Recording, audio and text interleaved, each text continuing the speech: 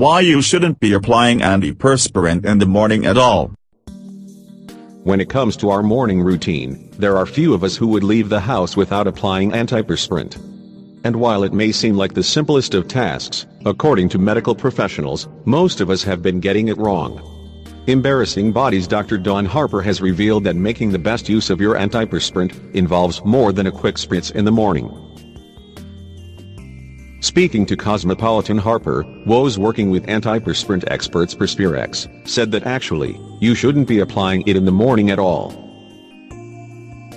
Speaking to the magazine, she said, apply at night before going to bed, to allow to dry fully. Leave on overnight, and wash off any residue in the morning with soap and water. Antiperspirants generally contain aluminium chloride. Aluminium particles are taken up by cells in the sweat glands, causing them to swell and close up so they no longer release sweat. It is thought that by applying it at night, the antiperspirant has time to set in the pores during sleep. The doctor added that it was important to allow an antiperspirant to dry completely before leaving the house, and therefore it is best to avoid applying to damp skin. While most of us are under the illusion that the more antiperspirant, the less likely you are to smell, Harper revealed that with a good quality deodorant it only needs to be applied twice a week. She added, apply 2 strokes up and 2 strokes down to each armpit. You should only need to do this once or twice a week.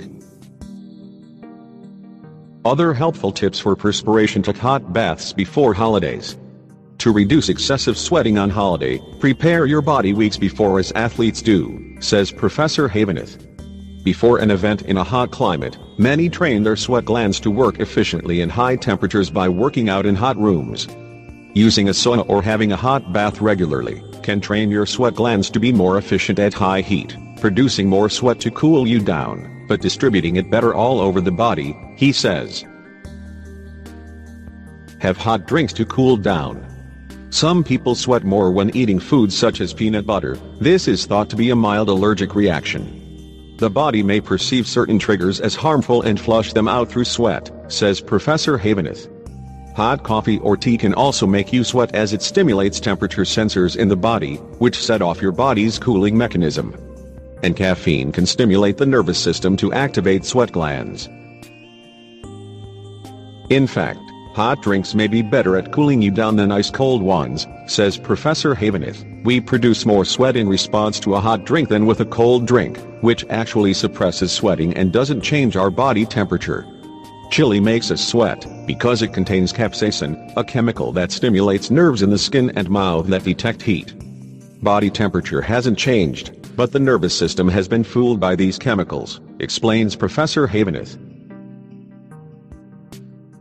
Try a sweat transplant. For some, the issue is not down to excess sweat, but the wrong type of bacteria on their skin causing excess odor. Earlier this year, researchers at the University of California suggested a treatment for this, a bacterial transplant. Scientists studied identical twins, one with body odor, the other without. They took a swab of bacteria from the fresh-smelling twin and smeared it into the armpit of the smelly one. The odor disappeared, even a year later. The theory is that the new bacteria outnumbered the bad, eliminating the odor.